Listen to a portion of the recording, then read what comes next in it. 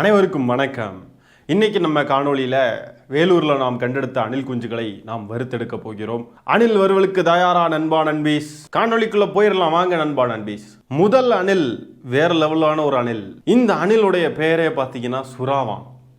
எதுக்கு சுறான்ற பேர் அந்த அணிலுக்கு வந்துச்சு? அணிலுக்கு எப்படி சுறான்னு பேர் வச்சாங்க? அந்த வரலாறு என்ன? இந்த நாட்டுக்காக போராடி கொண்டிருந்த வேளையில இந்த பேரை வச்சிருக்காங்க இந்த பையனுடைய பெற்றோர். ஆகவே தான் இந்த பையனுக்கு இந்த வரலாற்று சிறப்பு மிக்க இந்த பெயர் வந்திருக்குங்க. அது என்ன ஏதுன்றத அந்த பையனே விவரிக்கிறாப்ல. பாப்புவாங்க. உண்மையான பேரு எப்ப பிறந்த? 2010 சுறா ரிலீஸ் ஆனப்பையா? அதனால எனக்கு ஒரு டவுட்டுங்க. என்னங்க இது, இந்த பசங்கள்லாம் 2010 பிறந்துட்டு என்னமோ ரொம்ப பெரிய பசங்களாட்டு இருக்காருங்க பார்க்கறதுக்கு. இப்போ இருக்கிற பசங்கள்லாம் அண்ணா அப்படின்னா போய் கூப்பிடுறேன், பார்த்தா 2010 2015ன்றானுங்க. நமக்கு ஒரே எம்பாரசிங்காக இருக்குது. 2005க்கு மேலே 2010க்கு மேலே பிறந்த பசங்களுக்குலாம் என்னதான் ஆயிடுச்சு? என்னதான் நடக்குது நம்ம நாட்டில்? இவங்கெல்லாம் பார்க்க ரொம்ப பெருசாக இருக்காங்க. பெருசாக மீன்ஸ் பெரிய பசங்களாக தெரியுறாங்கங்க. இந்த பையனுக்கு 18 வயசு தாண்டி இருக்குமா? 2028க்கு மேலே தானே 18 வயசு ஆகும். சுறா எப்படி வாக்களிப்பார்? சுறா படத்தில் இவங்க அண்ணன் ஷூ போட்டுட்டு ஸ்விம் பண்ணுவாப்ல, ஞாபகம் இருக்கா? அது வந்து செய்ய முடியாது யாராலையும், உலகத்திலே யாராலும் செய்ய முடியாத ஒரு விஷயத்த வந்துட்டு அண்ணன் விஜய் அண்ணன் செஞ்சுருப்பாப்ல. அந்த மாதிரி தான் போல இருக்கு. யாராலையுமே 18 வயசு தாண்டாமல் ஓட்டு போட முடியாது. இந்த பையன் வந்து 18 வயசு தாண்டாமல் ஓட்டு போட்டுருவாப்ல. சுறா பார்த்துட்டு வந்தாங்க எங்க அம்மா. அப்படியே நான் வீட்டுக்கு வந்தோடனே பிறந்தேன். அதுக்கு சுறான்னு பேர் வச்சிட்டாங்க. ஓகே, அம்மா தீவிர விஜய் ஃபேன். எங்க ஃபேமிலி ஓட்டு தளபதிக்கு தான். ஓகே, உனக்கு நல்ல வேலை. துள்ளாத மனமும் துள்ளும் இதெல்லாம் பார்க்கல. டேய் துள்ளாத மனமும் துள்ளும், டேய் குஷி. போக்கிரி படம் பார்த்துருந்தா இன்னும் வேற லெவல். போக்கிரின்னு பேரை வச்சா அவனை எப்படி பார்ப்பாங்க மக்கள்லாம்? சி, என்ன பொறிக்கி மாதிரி இருக்கு பேரு அப்படின்னு பார்ப்பாங்க. நல்ல வேலை இந்த படங்கள்லாம் பார்த்துக்கிட்டு வரல இந்த பையன், அந்த டைம்ல பிறக்கல போல. துள்ளாத மனமும் துள்ளும், டேய் தூமை தூ தூ, துள்ளாத மனமும் துள்ளுமே நான் வந்து குட்டி ஆக்கிட்டேங்க. தூமா தூ. சுறான் நேம் வச்சிட்டாங்க. அதனால நீங்க எப்ப விஜய் ஃபேனா மாறுனீங்க? நான் பிறந்ததுல இருந்தே விஜய் ஃபேன் தான். அப்படி சுறான் நேம் வச்சிருக்கீங்களா? சிலர்லாம் உங்களுக்கு கிண்டல்லாம் பண்ணுவாங்களா? கிண்டல் பண்ணுவாங்க, அதுக்கு நம்ம தட்டி விட்டு போயிட்டே இருக்கணும். கிண்டல் பண்றாங்கன்ட்டு அந்த நேரத்துல ஃபீல். அண்ணனுடைய டயலாக் தான் டக்குன்னு வரும். ஒரு நதி வந்து ஓடிக்கிட்டே இருக்கும், அந்த நதியில கல்லெடுத்து எறிவாங்க, உடனே அது ஞாபகம் வந்துடும். மோட்டிவேஷன். தம்பி முதல்ல கெசட்ல போய் பேரை மாத்துங்க தம்பி, சூரா பூரான்ட்டு. கோமாளித்தனமா இருக்கு பேரு. அஞ்சறிவு ஜீவன்களுக்கு வைக்கக்கூடிய பேரை எல்லாம் தூக்கிட்டு வந்து மனுஷங்களுக்கு வச்சு அசிங்கப்படுத்துறாங்க. நாய் சேகர்னு ஏதாவது ஒரு படத்துல நடிச்சிருந்தா நல்லா இருந்திருக்கும் விஜய். நாய், டேய் நாயா, நாய் சேகர் அப்படி கூப்பிட்டுருக்கலாம். அடுத்த அணிலை பார்ப்போம் என்ன பண்றாங்க என்ன பேசுறாங்கட்ட. ஃபர்ஸ்ட் இயர் படிக்கிற பிஎஸ்சி ஜுவாலஜி.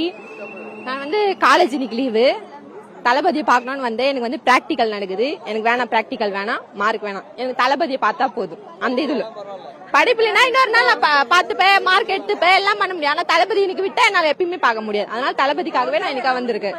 தளபதியை பார்த்தா தான் சோறு கிடைக்கும் வாழ்க்கையில். தளபதியை பார்த்தா மார்க் கிடைச்சிடும். தளபதியை பார்த்தா நம்ம நல்லா இருந்துடலாம் வாழ்க்கையில நல்லா ஆகிறதுக்கு, உருப்படுறதுக்கு ஏதாவது ஒரு வழியை பாருங்கடா.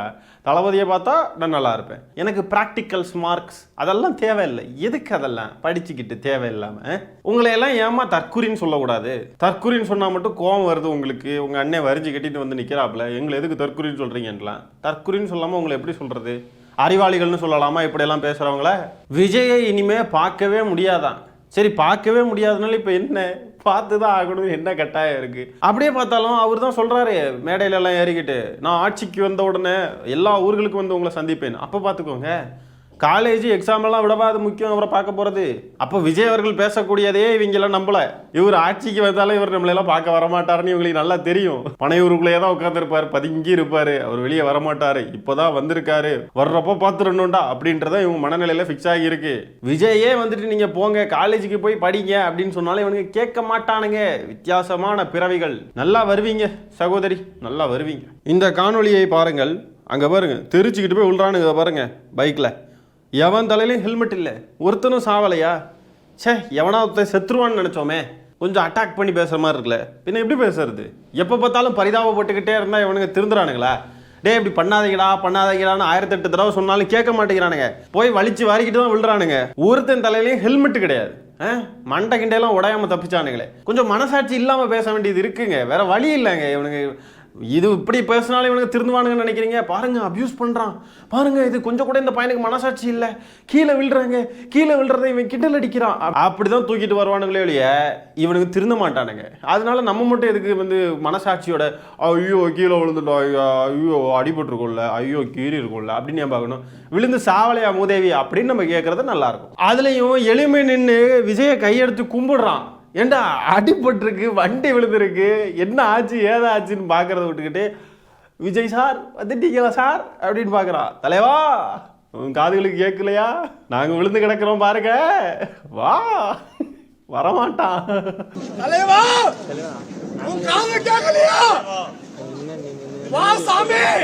உயிரே போனாலும் பரவாயில்ல, விஜய் என்னன்னா பார்த்தாச்சு அது போதும் எங்களுக்கு, அப்படி அந்த மூட்டில் தான் இருக்கானுங்க அவனுங்க. எல்லாம் சின்ன சின்ன பசங்க பொண்ணுங்க, காலேஜுக்கு போகிறதுங்க. 2010 பிறந்திருக்கானா, 10ஆம் கிளாஸ் படிப்பானான்னு கூட தெரியலங்க. 2010 என்னங்க படிச்சுக்கிட்டு இருப்பான்? ஐயோ நமக்கு நினச்சாவே பதறுது. இந்த மாதிரி பசங்களெல்லாம் வீட்டில் வந்து என்ன அவுத்து விட்டுருவீங்களா? உங்கள் பெற்றோர்களெல்லாம் வந்து கேள்வி கேட்கணும். என்ன ஊர்மையை விட்டுக்கிட்டு என்ன பண்ணுறாங்க இவங்க பெற்றோர்லாம்? இப்படி விஜயை பார்க்க போகிறானே, எத்தனை பேர் சாவுறாங்க, இவனை வீட்டுக்குள்ளே பிடிச்சி அடைச்சி வைப்போம் அப்படின்லாம் கிடையாது. அப்படியே போப்பா, நீ செத்தாலும் பரவாயில்ல, 20 லட்ச ரூபா கிடைக்கும்னு சொல்லிட்டு வெயிட் பண்ணிக்கிட்டு இருக்காங்களா பெற்றோர்கள்லாம்? ரொம்ப தன்மையெல்லாம் அணுகக்கூடாது இவங்களெல்லாம். இவனுங்களையும் சரி இவங்க பெற்றோர்களையும் சரி காரி தான் துப்பணும். இவனுங்களெல்லாம் நம்ம வந்துட்டு மரியாதையா கண்ணியமா வார்த்தை தவறாமலாம் பேசக்கூடாது. இந்த அணில் குஞ்சுகள் எப்படிப்பட்ட கேடுகட்ட பொறுக்கி பசங்களோ, இவனுங்க பெற்றோரெல்லாம் கற்பனையே செய்ய முடியாத அளவுக்கு பெரிய பொறுக்கிகளா இருக்கும். அப்படிப்பட்ட பொறுக்கி குடும்பங்களால மட்டும்தான் இப்படி இருக்க முடியும். ரோட்டோரமா இழுத்துக்கிட்டே போய் விழுறது, காலேஜுக்கு எக்ஸாம் இருக்குன்னு தெரிஞ்சு போகாம இவனை பார்க்க நொட்டுறது, இதுங்களையும் திட்டணும், இதுங்க பெற்றோரையும் திட்ட தான் செய்யணும். தவிட்டு தற்குறி பெற்றோர்கள். இங்க பாருங்க தறிகெட்டு ஓடுதுங்க பாருங்க. எங்கடா போறீங்க நீங்க எல்லாம், எங்கடா போறீங்க? அதை சொல்லி தொலைங்கடா. இவனை பார்த்து என்னடா பண்ண போறீங்க? இவனை பார்த்துட்டு என்ன பண்ண போறீங்க? வீட்டுக்கு போய் அவனை நினைச்சு நல்லா கையெடுத்து கும்பிட போறீங்களா? கையெடுத்து கும்பிட்டு உங்க அண்ணன் போட்டோ எடுத்து கும்பிட்டுக்கிட்டு இருக்க போறீங்களா? எதுக்குடா போய் பாக்குறீங்க? அவனை ஓடி போறானுங்க, மந்த மாதிரி ஓடுறானுங்க. எங்க ஓடுறானுங்க, எதுக்கு ஓடுறானுங்க ஒன்றும் புரிய மாட்டேங்குது. இங்க பாருங்க, அடுத்தது QR கோட் இருக்கிறவங்க மட்டும்தான் உள்ள அனுமதிக்கப்படுவார்கள்னு தெரிவிச்சதுக்கு அப்புறமும் இவனுக்கிட்ட QR கோடே கிடையாது. காவல்துறையினர் தடுத்தாலும் நிக்காம ஓடுறானுங்க. உள்ளே போய் ஏதாவது அசம்பாதம் ஆச்சுன்னா அப்பவும் காவல்துறை மேலே தான் பழிய தூக்கி போடுறானுங்க. ஆனால் இவனுக்கு எங்கேயாவது நிற்கிறானுங்களா பாருங்க, வெறி பிடிச்சவனுங்க மாதிரி ஓடுறானுங்க பாருங்க. இப்படி ஓடுறவனுங்களுக்கு இடையில ஏதாவது ஒரு சின்ன குழந்தை மாட்டிச்சுன்னா என்னத்துக்கு? அவர் இவனுக்கு வேற குழந்தையெல்லாம் தூக்கிட்டு தானே வரானுங்க. ஒரு குழந்தை மாட்டிக்கிச்சுன்னா என்ன ஆகும்? விஜய்னு கீழே கிடக்கிற குழந்தைய மிதிச்சு குடலையெல்லாம் வெளியில் இழுத்து விட்டு குழந்தைய மண்ணா புதைச்சிக்கிட்டு போவானுங்க. அப்படிப்பட்ட அறிவில்லாத முட்டாப்பாய கூட்டம். இங்கே பாருங்க, பைக்கில் 4 பேர், முன்னாடி ஒரு சின்ன குழந்தை, ஹெல்மெட் இல்லை, தலையில் அந்த துண்டு மயிரையும் கட்டி வச்சுக்கிட்டு கூட்டிகிட்டு போகிறான். என்னங்கடா இது, என்னங்க இது, எதை நோக்கி போகுதுன்னு தான் நமக்கு கேள்வி எழும்புது. முதல்ல அவனை பார்க்க போகிறதே ஆபத்து தான். இதில் இவனுங்க ஆபத்தான நிலையில வேற போகிறானுங்க. சாவேன்னு தெரியும், சாவறதுக்காகவே போகிறேன் அப்படின்னு போகிற மாதிரி இருக்கு. ஏன்னா நீங்கள் போய் சாவுங்கடா. சின்ன குழந்தைங்க, 2 குழந்தைங்க இருக்குது அந்த வீடியோலையே. சின்ன குழந்தைங்களை எதுக்கு கூட்டிகிட்டு போகிறீங்கன்னு தானே நாங்கள் கேட்குறோம். எவ்வளோ பேர் கேட்டாலும் திருந்தமா. உங்கள் அண்ணனே வந்து பதில் சொல்லிக்கிட்டு இருக்கான், அங்கே போட்டு அடிக்கலாம். நீங்கள் திருந்துற பாடு இல்லையா? அப்போ உங்கள் அண்ணனே மேற்கூரை போட்டுட்டான், நீங்கள் உங்கள் குழந்தைங்களுக்கு கலரை கட்டுறதை நிப்பாட்ட மாட்டீங்க. விஜயை பார்க்கறதுக்கு QR கோடு இல்லாதவங்களே காவல்துறையினர் அலோவ் பண்ணலன்னு சொல்லிட்டு எங்கே எல்லாமோ வயலுக்குள்ளே தோப்புக்குள்ளெல்லாம் சுற்றிக்கிட்டு விஜயை பார்க்கறதுக்கு அந்த இடத்துக்கு போயிருக்கானுங்க.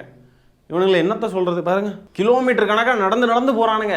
இவனுங்க ஒன்று கூடுறதே வந்து மிகவும் ஆபத்தான ஒரு விஷயமா இருக்குது. காவல்துறையினர் இவனுங்களுக்கு அனுமதி கொடுக்காமல் இருக்கிறது ரொம்ப நல்லதுன்னு தோணுதுங்க. உண்மையாலுமே சொல்கிறேன், சிவிக் சென்ஸ் கிடையாது.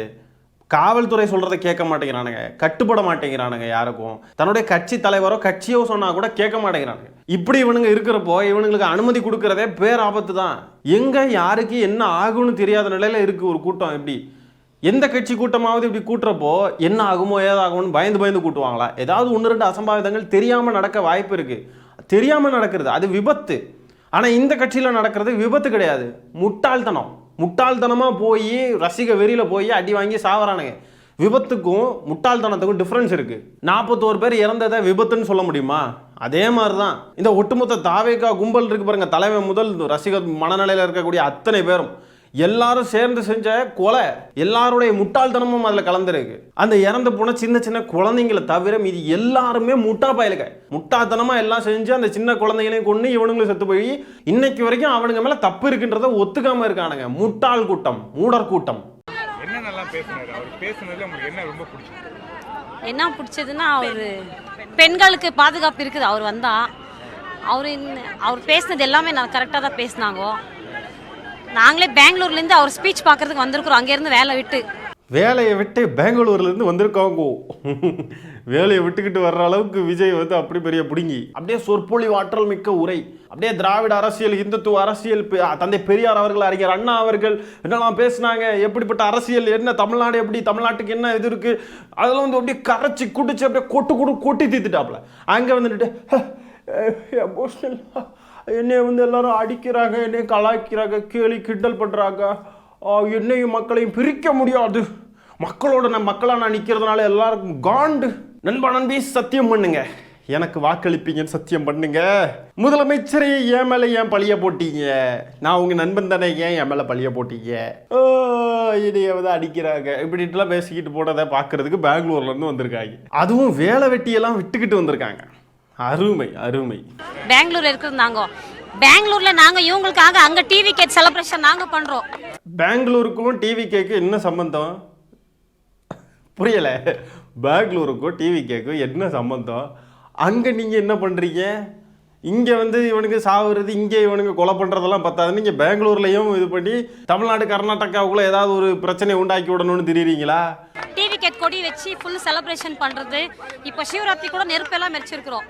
வேற ஒரு ஸ்டேட்டோட அரசியல் கட்சி கொடி கர்நாடகாவில் பிறந்தா கர்நாடகாவில் உள்ளவங்க எதுவும் கேட்க மாட்டாங்களா? எனக்கு தெரிஞ்சு என்னன்னா, கர்நாடகாவுடைய கொடி பாருங்க கிட்டத்தட்ட தாவேக்கா கட்சி கொடி மாதிரி தான் இருக்கும், மஞ்சள் சிவப்பு அப்படி தான் இருக்கும். அதனால நம்ம ஸ்டேட்டோடைய கொடி தான் சொல்லிட்டு யாரும் எந்த பிரச்சனையும் பண்ணாமல் இருக்காங்க போல இருக்கு. ஒருவேளை அப்படியா இருக்க வாய்ப்பு இருக்குங்க.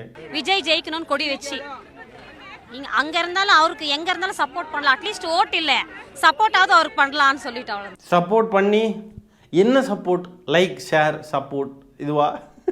அப்படிதான் இருக்கானுங்க அவனுக்கு அணில் குஞ்சுகள். சப்போர்ட்னா என்ன சப்போர்ட்? சப்போர்ட் பண்ணி என்ன பண்ண போறீங்க? அவரை எதுக்கு சப்போர்ட் பண்ணணும்? சப்போர்ட்லாம் பண்ண வேண்டாம். ஒரு கட்சி, ஒரு ஐடியாலஜி, அவங்களுடைய அரசியல், அந்த வழியில் நம்மளும் பயணிக்கணும். அந்த ஐடியாலஜியை மக்கள்கிட்ட கொண்டு போய் சேர்க்கணும். இந்த கட்சி ஆட்சிக்கு வந்தால் என்னென்ன செய்யும், அதெல்லாம் ஏன் செய்யுது, செய்கிறதுடைய நோக்கம் என்ன, அந்த செய்யக்கூடிய திட்டங்களோ வாட்டவர், அதை செய்யக்கூடிய விஷயங்கள்லாம் எந்த கொள்கையின் அடிப்படையில் செய்வாங்க அப்படின்றதெல்லாம் வந்து எடுத்து பேசணும். அதை மக்கள்கிட்ட கொண்டு போய் சேர்த்து வாக்கு கேட்கணும். அதுதானே அரசியல். நீங்கள் என்ன சப்போர்ட் உங்கள் என்னென்ன சப்போர்ட் பண்ணுறதுல இருக்கீங்க? சப்போர்ட் பண்ணி என்ன பண்ண போகிறீங்க? இது என்ன ஒரு படத்தோடைய ட்ரெய்லர் வந்துச்சுன்னா அந்த லிங்கை எல்லாருக்கும் அனுப்பிவிட்டு லைக் பண்ணுங்கள், ஷேர் பண்ணுங்கள், சப்போர்ட் பண்ணுங்கள், நம்ம அண்ணன் படம் வந்திருக்குன்னு சொல்கிற விஷயமா இது?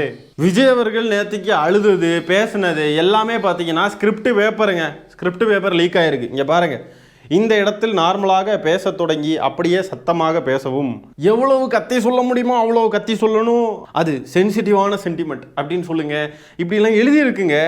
அழுதது கூடயா பேப்பரை பார்த்து அழுவ? மைக் பக்கத்தில் வந்து கண் கலங்கி சாரி சொல்லிட்டு எமோஷ்னலாக பேச தொடங்கவும், மக்களை நேசிக்கிற விஜய் வேணுமா, மக்கள் விரோத ஆட்சி நடத்துகிற ஸ்டாலின் சார் வேணுமா? இந்த விஜயை நம்புறீங்களா, ஸ்டாலின் சாரை நம்புறீங்களா? Proof, this is the proof. இது எல்லாம் வந்து அங்கே பேப்பரில் இருக்குது. இதை பார்த்து தான் படிச்சிருக்காரு. பேப்பர் லீக் ஆகிட்டு பாருங்க, கொஸ்டின் பேப்பர். இந்த காணொலியில் நம்ம சில அணில் குஞ்சுகளை பார்த்துருப்போம். இது பார்ட் 1. அடுத்தது பார்ட் 2 வரும். அதில் இன்னும் சில அணில் குஞ்சுகளை போட்டு வரப்போம். தினமும் சுவையான அணில் வறுவலுக்கு நம்ம சேனலை சப்ஸ்கிரைப் பண்ணி வச்சுக்கோங்க மக்களே.